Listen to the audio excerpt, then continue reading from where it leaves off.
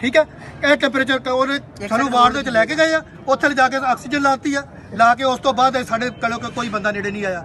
ਸਾਡੇ ਮੂੰਹ ਦੇ ਚੋਂ ਬਲੱਡ ਆਇਆ, ਅਸੀਂ ਜਾ ਕੇ ਕਿਹਾ, ਉਹਨਾਂ ਨੇ ਕਿਹਾ ਜੀ ਡਾਕਟਰ ਸਾਹਿਬ ਵਾਲਾ ਬੰਦਾ ਘੱਲਿਆ ਹੋਇਆ, ਡਾਕਟਰ ਵਾਲਾ ਬੰਦਾ ਘੱਲਿਆ ਹੋਇਆ। ਕੋਈ 40 ਚੱਕਰ ਲਾ ਕੇ ਸਾਨੂੰ ਇੱਕ ਪਰਚੀ ਮਿਲੀ ਆ, ਉੱਤੇ ਪੈਰਾਸੀਟਾਮੋਲ ਦਾ ਕਹਿ ਲਓ ਕਿ ਸੀਰਪ ਲਿਖਿਆ ਸੀਗਾ ਔਰ ਡ੍ਰਿਪ ਜੀ ਲੱਗਦੀ ਹੁੰਦੀ ਆ। ਉਹ ਅਸੀਂ ਕਹਿ ਲਓ ਕਿ ਲੱਭਣ ਗਏ, ਸਾਨੂੰ ਨਹੀਂ ਲੱਭੀ ਤੇ ਉਹ ਐਮਰਜੈਂਸੀ ਵਾਰਡ ਦੇ ਕਹਿੰਦਾ ਜੀ ਮੈਂ ਨਮਾਜ਼ ਪੜ੍ਹਦਾ ਪਿਆ, ਨਮਾਜ਼ ਪੜ੍ਹ ਕੇ ਤੁਹਾਨੂੰ ਮੈਂ ਦਿੰਦਾ। ਟੋਕਨ ਬਣਵਾਇਆ, ਲਿਆ ਕੇ ਦਿੱਤਾ ਵਾ, ਉਹ ਲਾਤਾ। ਉਸ ਤੋਂ ਬਾਅਦ ਨਾ ਕੋਈ ਬੰਦ ਕਰਨਾ ਆ ਨਾ ਕੋਈ ਲੋਕ ਲੱਗੇ। ਡਾਕਟਰ ਕੌਣ ਸੀ ਉਸ ਟਾਈਮ ਡਿਊਟੀ ਤੇ? ਡਾਕਟਰ ਆਏ ਨਹੀਂ ਸੀ ਇੱਥੇ ਡਿਊਟੀ। ਐਮਰਜੈਂਸੀ ਉਹਦਾ ਮੈਨੂੰ ਨਾਂ ਦਾ ਨਹੀਂ ਪਤਾ, ਹੁਣ ਮੈਂ ਜਾਣਦਾ ਵਾਂ, ਸ਼ਕਲੋਂ ਮੇਰਾ ਵਕਫ ਹੈ, ਹੁਣ ਮੈਂ ਜਾਣਦਾ।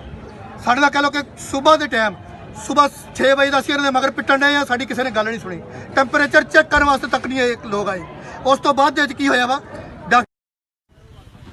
सर तकरीबन रात 2:30 बजे से हम इधर खज्जल खराब हो रहे हैं इधर एमरजेंसी में। एमरजेंसी वाले डॉक्टर को हमने बारहा जाके, एक बार उन्होंने वार्ड में रेफर कर दिया, बारहा हमने जाके कहा कि हमारे मरीज को चेक कर लें, हमारे मरीज को चेक कर लें। और इवन के हमें रूम भी, वो बेड भी नहीं दिया गया। ठीक है, हम बाहर आधा घंटा अपने मरीज को लेके खड़े रहे हैं उधर स्ट्रेचर के ऊपर। ठीक है, उसके बाद हमें रूम दिया है, फिर हमारे मरीज के मुंह से ब्लड आ रहा था। ठीक है, इवन के जो यहाँ की नर्सिस हैं उनको टेम्परेचर भी चेक नहीं करना, डॉक्टर को नहीं आ रहा था। डॉक्टर को एनी नाम की थी, उनको टेम्परेचर नहीं चेक करना आ रहा था, वो नर्स को कह रही थी देखना टेम्परेचर कितना है। ठीक है, और उसके बाद सुबह से हम 12 राउंड लगा रहे हैं, हमारे मरीज का टेम्परेचर चेक कर लें, टेम्परेचर चेक कर लें।